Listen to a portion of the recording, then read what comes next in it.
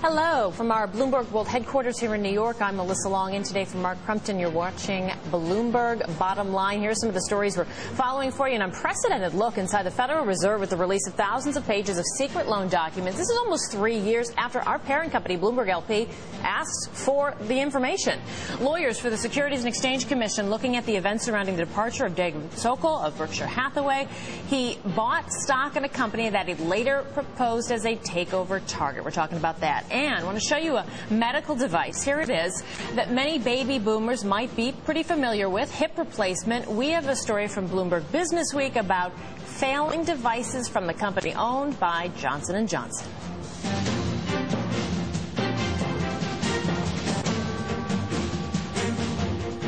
First, though, let's focus on one of the big stories today, the Fed naming names, albeit reluctantly. The central bank today turning over 29,000 pages of documents which really detail the banks that borrowed from the Fed's discount window. This was, of course, during the financial crisis. It took a lawsuit that went all the way to the Supreme Court to actually get our hands on these documents. Chief Washington correspondent Peter Cook is one of the many Bloomberg reporters combing through the material. And, Peter, I'm curious what you found and how far you've actually gotten into the documents. Well, we're still digging through these documents. There are a lot out there, but Melissa, a little history here. First, the discount window. As you know, a direct loan program to banks was a critical tool in Ben Bernanke's toolbox when the financial crisis first hit. The Fed not only lowered the discount rate for banks at the beginning of the crisis, it extended the amount of time banks had to repay the loans. We knew that banks took advantage of the program, the opportunity, because the Fed told us some of the aggregate numbers, but now we know who took advantage specifically by name and how much they got. Today, the Fed handing over a computer disk to some of my colleagues here at Bloomberg that included more than 29,000 pages, as you said, of information detailing the loans. Now, at its peak in October of 2008, the Fed lent a record $111 billion through the discount window.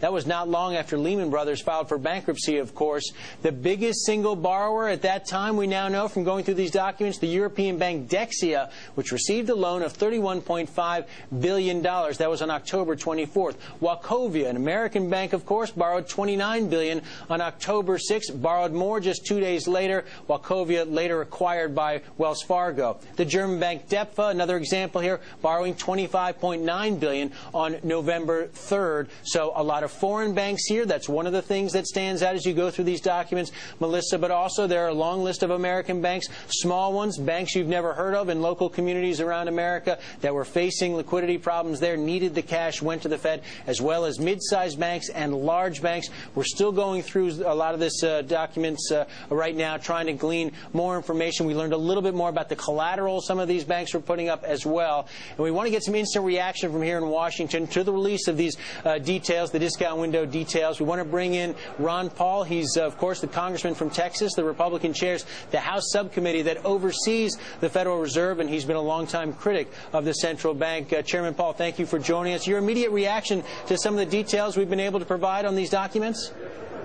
Well, so far it's just so overwhelming, but Bloomberg certainly deserves a lot of credit and congratulations for getting this job done, something we've all tried to do, but fortunately your efforts have paid off. But the size of it, the 29,000 pages and what, $100 and some trillion, it shows, you know, how much out of control this whole system is. Technically speaking, Congress is supposed to authorize and appropriate every penny spent. But here, this is bigger than government itself in what they do, and they bailing out foreign banks and the whole mess. But to just think of all those transactions, how big it is. I mean, I thought it was bad, but it's even bigger and worse than I ever dreamed. What I plan to do, though, is we have hearings coming up in May scheduled for this very purpose, to go over everything that the Fed has supposedly given us, try to dissect this out, and ask questions why. Why is this done? And what are we going to do? Then talk about how are we going to restrain this? And they'll, of course, will argue, well, just think how bad it would have been if we couldn't have bailed out everybody. So I think it's an opportunity to bring to the attention of the American people how out of control this monetary system is, and connect that with our bad economy, because I think there is indeed a close connection. Congressman Paul, I wanted to ask you about the documents. I'm not sure if you've had a chance to look at them, and I am interested, if you have, what you think of the appearance. I understand many of them really in raw form. No, I have personally not. My staff has just gotten hold of them just, a short while ago, and they're starting into it, so I don't know the details. But I don't expect they're going to be able to give me a summary in 1 hour or two. It's going to be a big, big job. So that's why the hearings are scheduled several weeks off, so that we can really analyze these, ask the right questions, and if they haven't given us the questions that we can't answer the questions we ask, we need to pursue this and get the interpretation. So hopefully this will all benefit all of us, and I think it will. I mean, just the exposure of this is a tremendous insight into what's going on. Chairman Paul, doesn't this information to some extent back up what Ben Bernanke and others at the Fed were talking about during the financial crisis? Banks went to the discount window because they didn't have other opportunities. The Fed acted as a lender of last resort, and as you said, they're going to tell you, listen, if we didn't have this opportunity for the banks, things could have been much worse. Yeah, they're going to do that, but we don't know that for sure. Maybe we're not over this crisis yet. You know, the other thing that they tell you why they want secrecy is they don't want to let the public know that there is a problem. Now, isn't that strange? Now, if you're a businessman and you have the SEC and you have to fill out these reports, if you deceive the people and fudge your books and accounting procedures, you go to jail. But here, the Fed participates in fudging the figures and hiding it and say, oh, we don't want to be alarmists just because they're bankrupt and we're bailing them out. Why don't we deserve this information?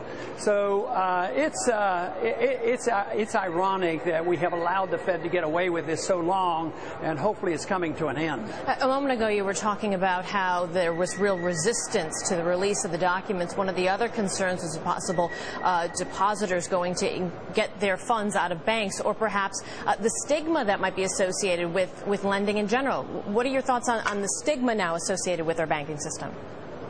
Yeah, well, if it's deserved, we should, because that's information. That's investment information, and if they're doing poorly, maybe if we'd have known that, 10 years ago or 5 years ago or immediately when it started. But even now, people say, well, it's not going to be as easy to go to the discount window, so we're not going to be able to prevent the next depression. Well, that might be good that they can't go to the discount window, because it's not true wealth they're dealing with. They're dealing with a secret organization that creates money and credit out of thin air and bails certain individuals out at the expense of others. And what in the world are we doing thinking that we can pass out tens of billions of dollars to banks that are overseas? And at the same time, we have problems here at home with people not being able to pay their mortgages, and they're losing their home, and we have a recession going on, an unemployment rate of 22%. Yet you can say, well, look, we can't prevent a depression on Wall Street, and we have to take care of all these people, including foreign banks. The American people are going to be outraged when they understand what has been going on. Chairman Paul, let me be clear on what you hope to do with this information. What do you think it might mean on Capitol Hill? There was an effort in Dodd-Frank to, at a minimum, force the Fed to release this information on a lag time of 2 years. You want to go even further than that? You'd like to restrict the use of the discount window going forward? Well, if I don't like the Fed at all, so I think the discount window and the lender of last resort, which has been around for a long time, everybody sees that as a positive. I see that as a moral hazard, because that makes bankers and lenders be reckless. If here, we can take a little more risk, and even depositors become more reckless because, I have the FDIC, they're going to protect this. So that helps on the short run, but on the long run, it contributes to the malinvestment and the bubble sensation, that goes around. So no, that shouldn't even exist. The lender of last resort is part of the major problem. It teaches people to do things and take risks that they shouldn't be taking. Chairman, to borrow your words, you don't like the Fed at all. You authored the book, End the Fed. Is that still a concept that you really embrace? I do, but my position in the book, and it has been for years, is that I don't think it would be wise to close the Fed down in 1 week. I think what we should do is just get rid of the monopoly control of this cartel, where they can do so much outside of the Congress, creating money and bailing out their friends. But I want competition. I want to legalize the Constitution. The Constitution says that only gold and silver can be legal tender. Why don't we allow that to happen? But If you want to use a gold coin, they might put you in prison. They might charge you sales tax to buy a dollar, a coin, and they might charge you capital gains taxes. But that means that if the Fed is doing their job and everybody loves them, they can keep using this paper money. But if they do what I expect them to do, there's going to be a lot of individuals say, you know what, I don't like this depreciating currency. If I'm going to save for my kids' graduation or going to college, I'm going to do it in the gold standard or the silver standard, because that will protect the wealth that I need for, the next 20 years. Chairman Paul, one last question for you. The presence of so many foreign institutions on this list, is that going to get a lot of attention on Capitol Hill? Well, I think it sure is. I think that's an attention getter, and we'll be looking into that and try to get an explanation and a justification for that. All right, Chairman Ron Paul, of course, chairs the House Financial Services Subcommittee overseeing the Federal Reserve. Melissa, a lot of folks here in Washington will be paying attention to the details coming out of these documents from the Fed. Of course, Chairman, thank you so much. Peter, as well. And, of course, this is something we'll be talking about for months, years, perhaps on end, those hearings, as the Chairman was talking about, coming up in May.